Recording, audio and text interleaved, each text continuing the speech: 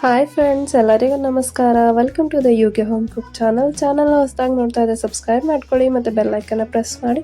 ಇವತ್ತು ನಾವು ಬೇಸನ್ ಲಡ್ಡು ಮಾಡೋದನ್ನು ನೋಡೋಣ. ಇಲ್ಲಿ ನಾನು ಅರ್ಧ kg ಆಗೋಷ್ಟು ಕಡಲೆ ಹಿಟ್ಟನ್ನು ತೊಗೊಂಡಿದ್ದೀನಿ.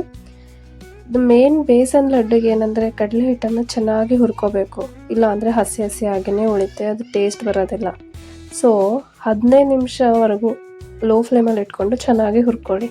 15 ನಿಮಿಷ ಆದ ಮೇಲೆ 1 ಕಪ್ ಆಗೋಷ್ಟು ಈ ಥರ ತುಪ್ಪ ಹಾಕಿ ಮತ್ತೆ ಒಂದು 15 ನಿಮಿಷ ಲೋ ಫ್ಲೇಮಲ್ಲಿ ಇಟ್ಕೊಂಡು ಚೆನ್ನಾಗಿ ಹುರ್ಕೋಬೇಕು. ನೀವು ಎಷ್ಟು ಚೆನ್ನಾಗಿ ಹುರ್ಕೋತ್ರಿ ಅಷ್ಟು ಚೆನ್ನಾಗಿ ಬೇಸನ್ ಲಡ್ಡು ಆಗುತ್ತೆ. ಸೊ ಕಂಟಿನ್ಯೂ ಆಗಿ ಕೈ ಆಡಿಸ್ತಾ ಈ ಥರ ಚೆನ್ನಾಗಿ ಹುರ್ಕೊಳ್ಳಿ.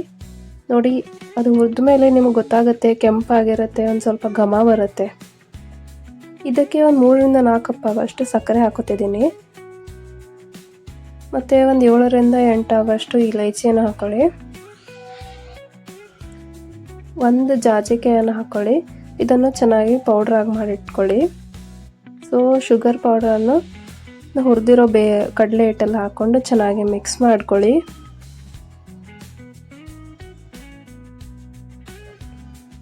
ಒಂದು 2 ಚಮಚ ಆಗೋಷ್ಟು ತುಪ್ಪ ಹಾಕ್ಕೊಳ್ಳಿ. ಇದಕ್ಕೆ ಕಿಶ್ಮಿಶಿ, ಕಟ್ ಮಾಡಿರೋ ಕಾಜು ಬಾದಾಮು ಹಾಕ್ಕೊಂಡು ಚೆನ್ನಾಗಿ ರೋಸ್ಟ್ ಮಾಡ್ಕೊಳ್ಳಿ, ಗೋಲ್ಡನ್ ಬ್ರೌನ್ ಆಗೋವರೆಗೂ. ಸೊ ರೋಸ್ಟ್ ಮಾಡಿರೋ ಎಲ್ಲ ಡ್ರೈ ಫ್ರೂಟ್ಸು ಕಡಲೆ ಹಿಟ್ಟೊಳಗೆ ಹಾಕ್ಕೊಳ್ಳಿ. ಮಿಕ್ಸ್ ಮಾಡಿ ಮತ್ತೆ ಒಂದು 2 ಕಪ್ ಆಗೋಷ್ಟು ತುಪ್ಪ ಹಾಕ್ಕೊಳ್ಳಿ. ಬೇಸನ್ ಲಡ್ಡುಗೆ ತುಪ್ಪ ತುಂಬಾ ಮುಖ್ಯ. ಸೊ ಚೆನ್ನಾಗಿ ಮಿಕ್ಸ್ ಮಾಡ್ಕೊಳ್ಳಿ. ಈಗ ನೋಡ್ಬೋದು, ನಿಮಗೆ ಉಂಡೆ ಕಟ್ಟಕ್ಕೆ ಬರದ್ರೆ ಕಟ್ಬೋದು, ಇಲ್ಲ ಅಂದರೆ ನಾನು ಇಲ್ಲಿ ಇನ್ನೊಂದು ಕಪ್ ಆಗೋಷ್ಟು ತುಪ್ಪನ ಹಾಕ್ಕೊಂಡು ಚೆನ್ನಾಗಿ ಮಿಕ್ಸ್ ಮಾಡಿದ್ದೀನಿ. ಸೊ ಹೀಗೆ ಉಂಡೆ ಮಾಡೋಕ್ಕೆ ತುಂಬಾ ಈಸಿಯಾಗಿ ಬರುತ್ತದೆ. ನೀವು ನೋಡ್ಬೋದು, ಈ ಥರ ಒಂದೊಂದಾಗಿ ಉಂಡೆ ಕಟ್ಕೊಳ್ಳಿ.